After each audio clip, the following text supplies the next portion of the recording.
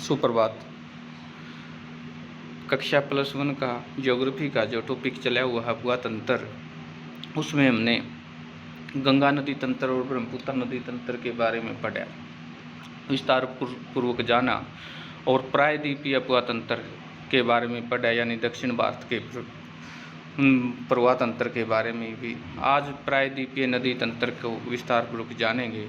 प्रायद्वीपीय अफवाह में एक नदी तंत्र है।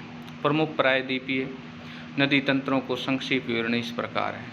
महानदी छत्तीसगढ़ से रायपुर जिले के सिवाया से निकलती है।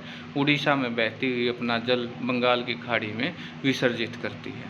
यह नदी 851 किलोमीटर लंबी है। इसका जल संग्रह क्षेत्र से लगभग 1.42 लाख वर्ग किलोमीटर है। इसके निचले मार्ग में नौ संचालन भी होता है, यानी नौका संचालन, और इस नदी की अफवाह द्रोणी का 53% भाग मध्य प्रदेश छत्तीसगढ़ में और 47% भाग उड़ीसा राज्य में विस्तृत है। गोदावरी सबसे बड़ा प्रायद्वीपीय नदी तंत्र है। इसे दक्षिण गंगा के नाम से भी जाना जाता है। यह महाराष्ट्र में नासिक जिले से निकलती है और बंगाल की खाड़ी में जल विसर्जित करती है। इसकी प्यारे बच्चों, ये सभी आप मैप के अकॉर्डिंग देखेंगे कि ये जगह कहाँ पर है। बंगाल की खाड़ी में जल विसर्जित करने इसकी सहायक नदियां महाराष्ट्र, मध्य प्रदेश, छत्तीसगढ़, उड़ीसा, आंध्र प्रदेश राज्यों से गुजरती है। यह 1465 किलोमीटर लंबी नदी है, जिसका जल संग्रह क्षेत्र 3.13 लाख वर्ग किलोमीटर है। इसके जल संग्रहण क्षेत्र में 49% भाग महाराष्ट्र में और 20% भाग मध्य प्रदेश और छत्तीसगढ़ की ओर शेष भाग आंध्र प्रदेश में पड़ता है। इसकी प्रमुख सहायक नदियों में पेनगंगा, इंद्रावती, प्राणवती, मंजरा, पोलावरम के दक्षिण में जहां मार्ग से निचले भागों में भारी बाढ़ें आती हैं। गोदावरी एक सुदृश्य प्रपात की रचना करती है। इसे के डेल्टाई भाग में नौ संचालन संभव है।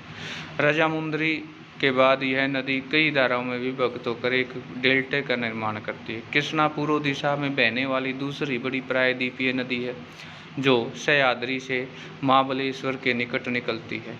इसकी कुल लंबाई 1401 किलोमीटर। कोयला, तुंगभद्रा, भीमा इसकी प्रमुख सहायक नदियां हैं। इस नदी में कुल जल संग्रहण क्षेत्र का 27% भाग महाराष्ट्र में, 44% भाग कर्नाटक में और 29% भाग आंध्र प्रदेश के तेलंगाना में पड़ता है। कावेरी नदी कर्नाटक के कोडागु जिले के ब्रह्मगिरी पहाड़ियों में 1341 मीटर से निकलती है। इसकी लंबाई 800 किलोमीटर है और यह 81,155 वर्ग किलोमीटर क्षेत्र में अप्रवाहित रहती है। प्रायद्वीपीय की अन्य नदियों की अपेक्षा कम उतार चढ़ाव के साथ यह नदी लगभग सारा साल बहती है, क्योंकि इसे उत्तरी जल ग्रहण क्षेत्र में, दक्षिण पश्चिमी मानसून गर्मी में, निम्न क्षेत्रों में उत्तर पूर्वी मानसून सर्दी की में वर्षा होती है। और इस नदी की द्रोणी 3% भाग केवल में 41% भाग कर्नाटक में और 56% भाग तमिलनाडु में पड़ता है। महत्वपूर्ण सहायक नदियाँ काबिनी, भवानी, अमरावती। नर्मदा नदी अमरकंटक पठार से पश्चिमी पार्श्व में लगभग 1057 मीटर ऊंचाई से निकलती है और दक्षिण में सतपुड़ा से उत्तर विंध्याचल श्रेणियों के मध्य यह बरंस घाटी में बहती हुई संगमरमर की चट्टानों से खूबसूरत महाखंड और जबलपुर के निकट धुआंधार जलप्रपात बनाती है। लगभग 1312 किलोमीटर दूरी तक यह बहने के बाद वह बड़ौच के दक्षिण अरब सागर में मिलती है और 27 किलोमीटर लंबा ज्वार मुख बनाती है। सरदार ताप्ती पश्चिमी दिशा में बहने वाली अन्य महत्वपूर्ण नदी है।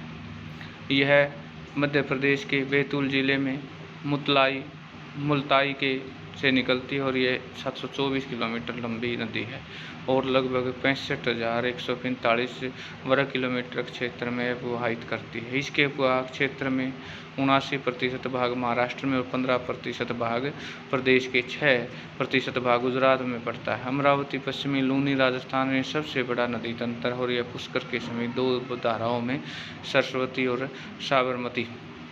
सागरमती के रूप में उत्पन्न होती है और गोविंदगढ़ के निकट आपस में मिल जाती है और यहाँ से यह नदी अमरावती पहाड़ियों से निकलती है। लूनी कहलाती है और तलवाड़ा तक यह पश्चिम दिशा में बहती है और तत्पश्चात दक्षिण पश्चिमी दिशा में बहती हुई कच्छ केरन में जा मिलती है और यह महत्वपूर्ण नदी तंत्र है। तो प्यारे बच्चों, आज हमने क्या किया, प्रायद्वीपीय नदी तंत्र के बारे में विस्तार पूर्वक पढ़ा कि प्रायद्वीपीय नदी तंत्र में कौन सी नदी का उद्गम स्थल कहाँ है, कितने किलोमीटर है और किस किस क्षेत्र में वह बहती है, कहाँ उसका उद्गम स्थल है, कहाँ जाके वह समुद्र में मिलती है। ये सारे का सारा विस्तार पूर्वक सुंदर आपने नोट्स तैयार करना है। किसके ऊपर? प्रायद्वीपीय नदी तंत्र के ऊपर। आज के लिए होमवर्क में इतना ही।